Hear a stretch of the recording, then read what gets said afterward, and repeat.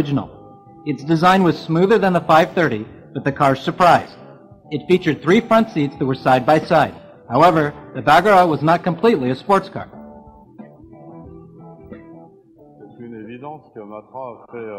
Matra has obviously revolutionized the car industry in certain areas.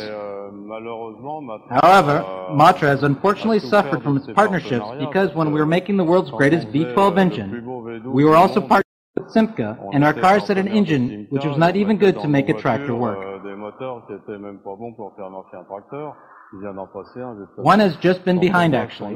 When you see the engine used for the 530s or the Bagheeras, it is quite disappointing. The car was fabulous as far as the world holding was concerned, but we had no engine to put in it because our partners had none. And regarding the expected decision on making a beautiful Matra V12, a beautiful saloon car in France, well, Jean-Luc Lagardère has never wanted to make that decision because we were sharing partnerships with manufacturers who were not interested in this type of car, and for me that's quite a shame. Here stands the disagreement between the image we had in racing, or at least the lack of harmony between the image we had in racing and the cars we were manufacturing that were very elaborate technically speaking, but had no engine. And this, after a while, is a fatal mistake. Et les voitures qu'on produisait qui étaient techniquement très élaborées mais qui n'avaient pas de moteur, et ça c'est au bout d'un moment ça pardonne pas.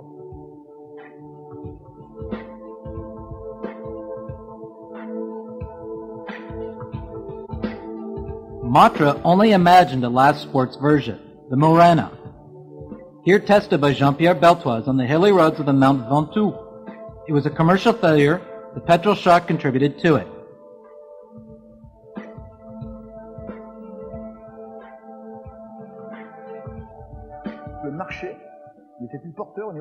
The market was no longer growing on a sports car level, and that's the reason why Matra thought, no, we're going to do something else. Car racing enabled us to reach a good fame, but we were going to sell cars to everyone. We're going to make saloon cars. This led to the birth of the Rancho, still with an idea, a wonderful new idea.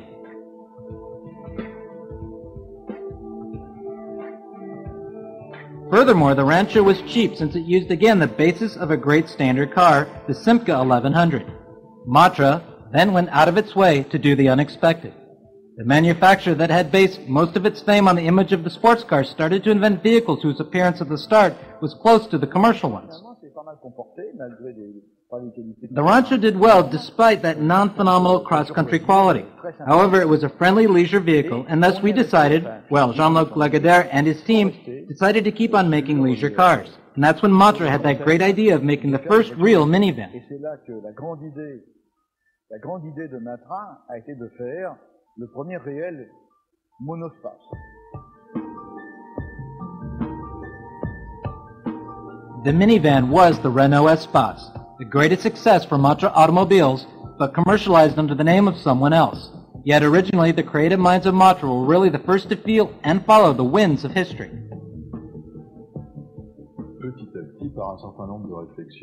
Gradually, we've come to the idea of making a car with lots of space inside. A car that was easy to use and, above all, that you could freely arrange inside. Whereas for about a century, cars used to have a compulsory inside architectural arrangement, 2 front seats and 2 or 3 back seats, and that was it.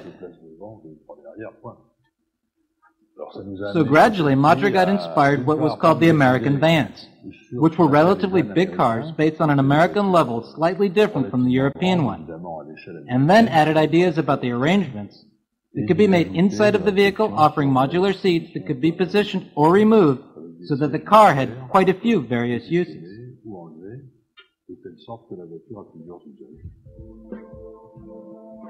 The early stages of the Espace were, however, difficult. Peugeot and Citroën first appealed, considered the market as non-existent, and the vehicle was too expensive. Renault accepted the partnership, but only sold 9 vehicles in the first month. Then it was the explosion. In the 90s, up to 950 Espace came out of the production lines in Romontera, where a new factory had been built. Matra has invented a new style of vehicle which today appears in the catalog of all manufacturers. But just as Renault was about to launch the Espace 4, they decided to manufacture the new version by themselves. When a company like Matra is to be innovative, The day its activity, its production becomes standard, it's no longer that much more innovative. Make something new for 50 years is hard to imagine. So after a while, the car becomes not ordinary, but standardized. The other manufacturers copy it, and then we enter a well-known phenomenon, the classic industrial and commercial war. Thus, 15 years after, it was quite logic that this car, which had become a classic standard of the automobile, goes to the great manufacturer, that's to say, Renault. Renault-Matra, the partnership, however, did not stop there. Together, they decided the production of the Aventine. The French top-of-the-range cars did not sell that much, and Renault developed its own range, the Velsatis, that directly competed with its own Aventine. At the beginning of the year, the decision was taken to stop the manufacture of the Aventine. It is the end of Matra automobiles. In a quite justified commercial aim, the name Matra has disappeared behind Renault. Thus, once a company has no longer its name, how can it be? These last years, nobody knew that Matra automobiles still existed. Nobody knows that Matra made, designed, and manufactured the Espace.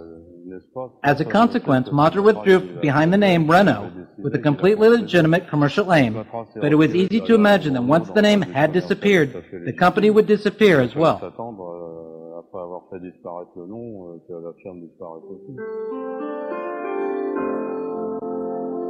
In 40 years' time, Matra will have known everything, a dazzling success and a quick end which often characterized the course of these brilliant little inventors, eventually defeated by the harshness of an economical world now too big for them.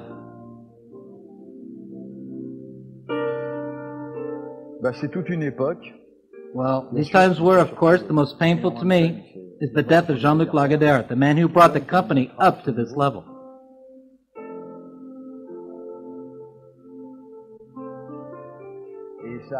It happens at a tragic time when Matra has had to cease its activity.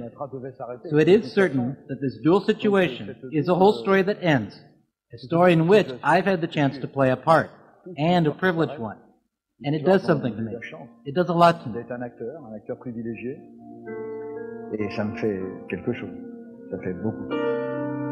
Jean-Luc Lagardère died just a few weeks before this production was completed.